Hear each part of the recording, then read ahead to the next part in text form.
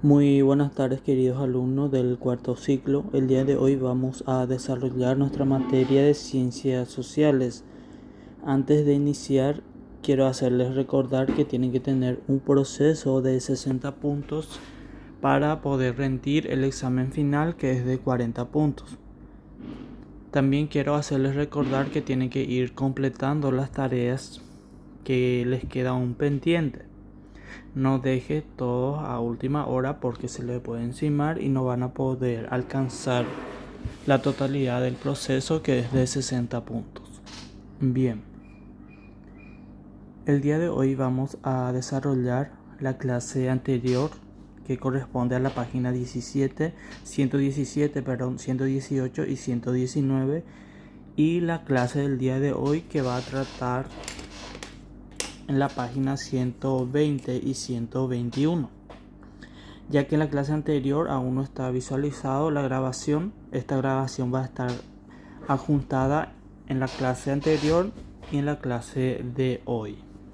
Bien, la clase anterior se encuentra en la página 117, como les puse ahí como guía para que puedan encontrar la respuesta que les pide el cuestionario.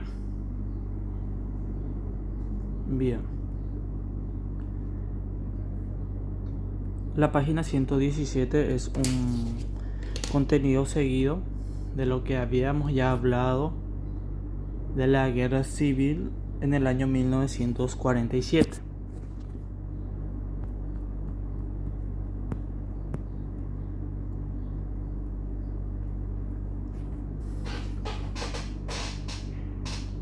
De un contenido de la guerra civil que nos menciona en uno de sus puntos contra la lucha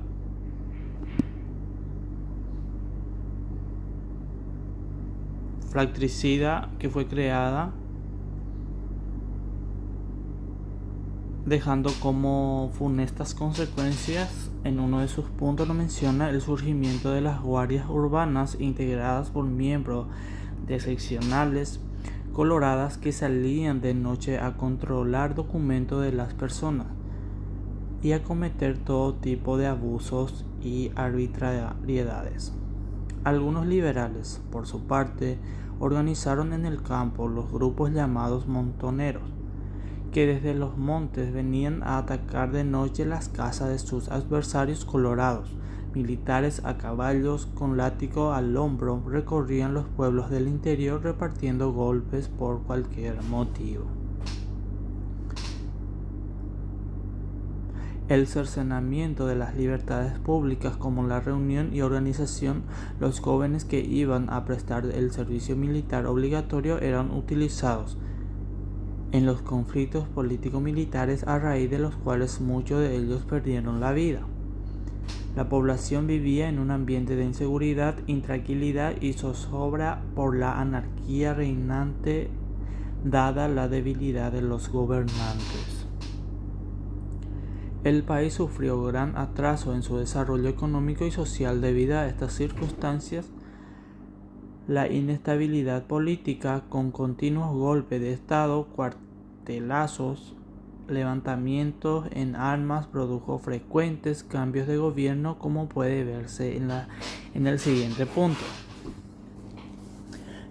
Nos menciona también la sucesión de presidentes, que al término de la guerra civil del 47, el Partido Colorado permaneció como el único partido legal en el país. En 1948 se dividió y algunos sectores forzaron la renuncia del presidente Morínigo. Entonces asumió como presidente provisional Juan Manuel Frutos, quien estuvo en funciones hasta la asunción de Natalicio González. Había sido electo durante el mandato de Morínigo. A la caída del presidente González, el 30 de enero de 1949, se reunió la Asamblea Nacional y eligió al general Raimundo Rolón como presidente provisional. El general Rolón fue depuesto por un movimiento cívico-militar el 26 de febrero de 1949, siendo sucedido por Felipe Molas López. El 17 de abril, el mismo fue elegido como presidente con el apoyo del ala democrática de la Asociación Nacional Republicana, que es Partido Colorado, que hoy día lo conocemos como ANR. El 10 de septiembre, el presidente Molas dimitió luego de perder de apoyo partidario y el día siguiente Federico Chávez fue nombrado presidente provisional por el Congreso. Ello marcó el sexto cambio de gobierno en 18 meses. Fue en estas circunstancias de inestabilidad política que se produjo el golpe militar del 4 de mayo de 1954, que llevó a Stroessner a la presidencia de la República.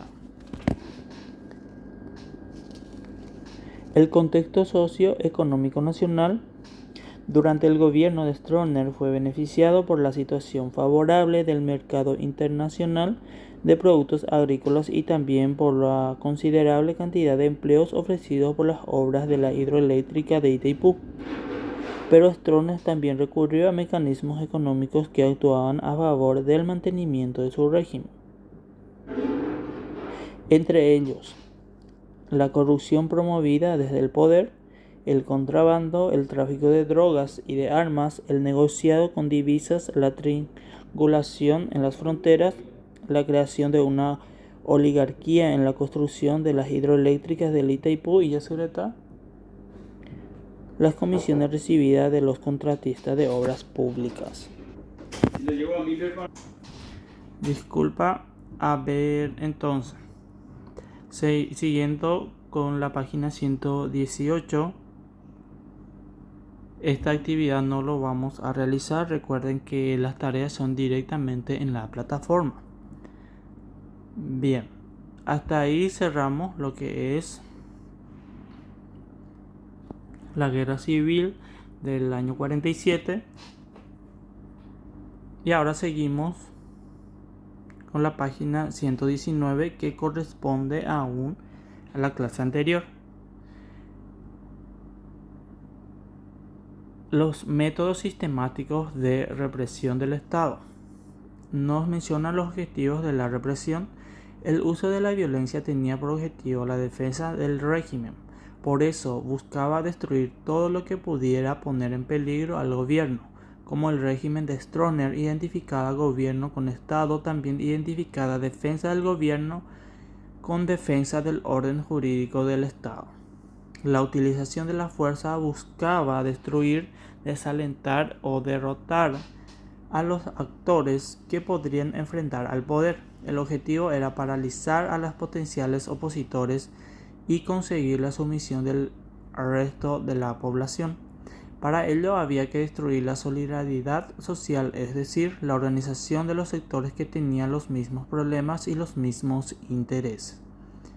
Para conseguir este objetivo, el régimen recurre a la violencia ilegal y desmedida, vale decir, al terrorismo de Estado, para aterrorizar a la población paralizada y así perpetuarse en el poder. Por eso llevaba a cabo las represiones contra campesinos e indígenas, trabajadores y movimiento sindical, organizaciones religiosas, también contra la prensa, la oposición política e incluso contra algunos militares. Y acá nos menciona algunas modalidades de la represión. La represión era realizada de muchas formas. Algunas de las modalidades denunciadas por las víctimas incluyen detención arbitraria, la tortura, desaparición forzada, ejecución extrajudicial, el exilio. Bien, entonces la clase anterior, que trataba de la página 117 y 118 y 119. Entonces, en la página 120 ya vamos a entrar en un contenido que corresponde a la clase del día de hoy.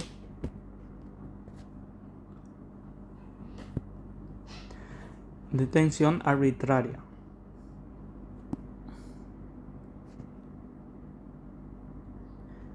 Las detenciones de las personas eran realizadas por policía vestido de civil sin identificación ni orden judicial escrita, contradiciendo la disposición de la Constitución de 1967 que decía: la detención de las personas salvo caso de ser sorprendidas en la comisión de delitos, solo podrá tener lugar en virtud de orden escrita de autoridad competente. Los detenidos en la mayoría de los casos no sabían de qué se les acusaba, lo cual podría ser la intriga de algún piragüe, delator soplón, ni hasta cuándo estarían privados de su libertad. Todo dependía de orden superior. No estaban sometidos a la justicia ordinaria contra lo que establece la Constitución.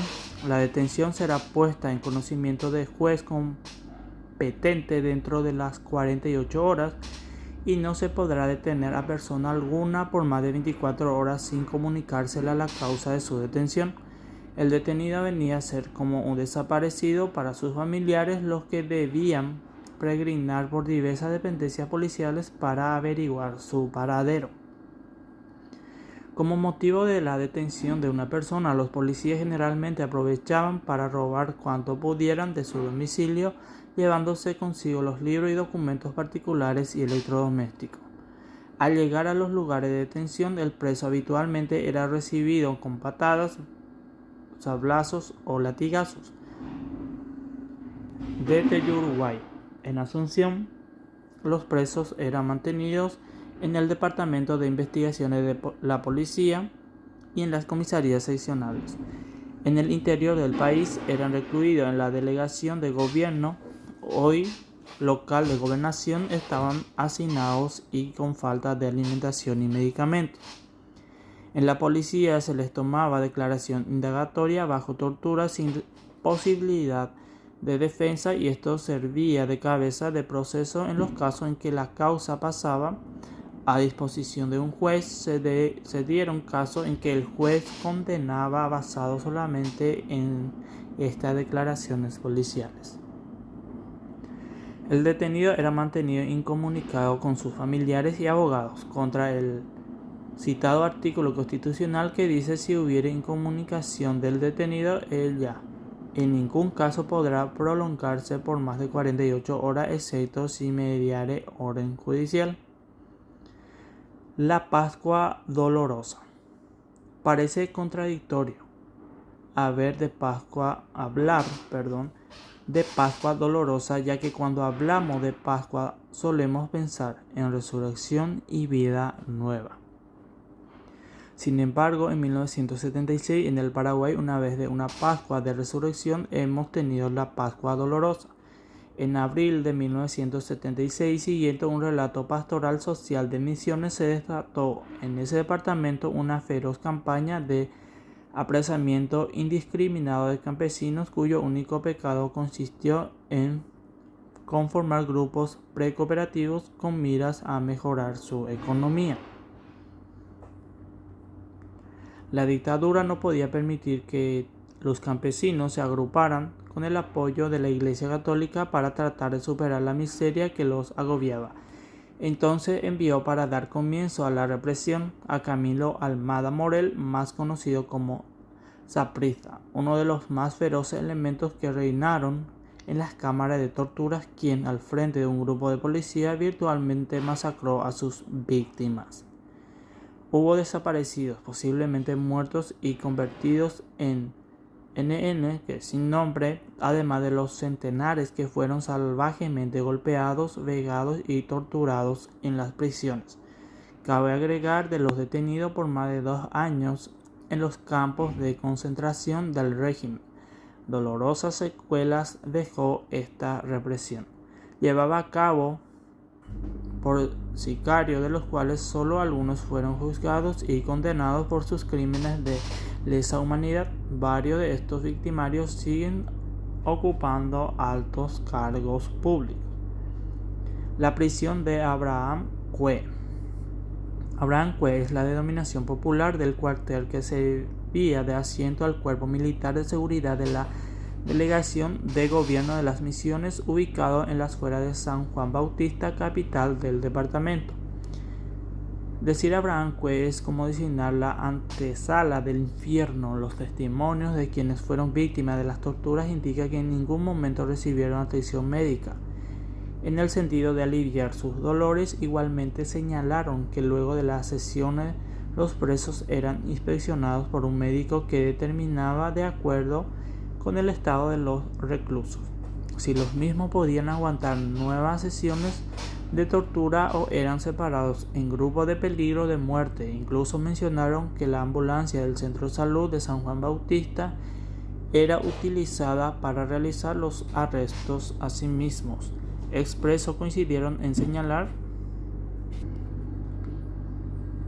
Asimismo, expresos coincidieron en señalar que en el entonces delegado del gobierno de Misiones ha sido asistente a las sesiones de tortura y que el alcalde de San Juan Bautista realizaba los apresamientos en las distintas localidades de las Misiones y luego recorría las casas de los detenidos para proceder al pillaje de los pocos bienes de sus víctimas. Por todas estas circunstancias se puede decir que la vida, la integridad y la libertad de las personas dependían totalmente de un solo poder, el Ejecutivo, contra el artículo 40 de la Constitución, que reza así: ningún poder del Estado podrá jamás atribuirse ni otorgar a otro, ni a persona alguna, facultades extraordinarias fuera de las previstas en esta Constitución, ni la suma del poder público, ni supremacía por la cual la vida, la libertad, el honor y la propiedad de las personas puedan a su arbitrio.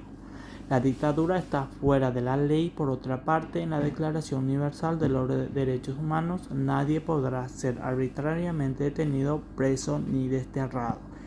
Bien, hasta aquí, queridos alumnos, la clase del día de hoy. Hemos hablado de la dictadura, cómo eran la vida de las personas en la época del general Stroessner. Había mucha muerte, mucha incertidumbre en esa época. Y creo que algunos ya han escuchado en la época de 1976, como era la Pascua Dolorosa. También hablamos de la detención arbitraria, que cualquier persona que se reunía y ya se le detenía sin ninguna causa. También mencionamos acerca de las modalidades de la represión. Quiero que lean bien nuevamente, así para que puedan completar las preguntas que se encuentran en el cuestionario. Recuerden que esta grabación van a estar adjuntadas en la clase anterior y en la clase del día de hoy. Bien, hasta aquí, queridos alumnos. Cualquier duda o consulta que ustedes tengan me pueden escribir y vamos a estar en contacto. Hasta luego.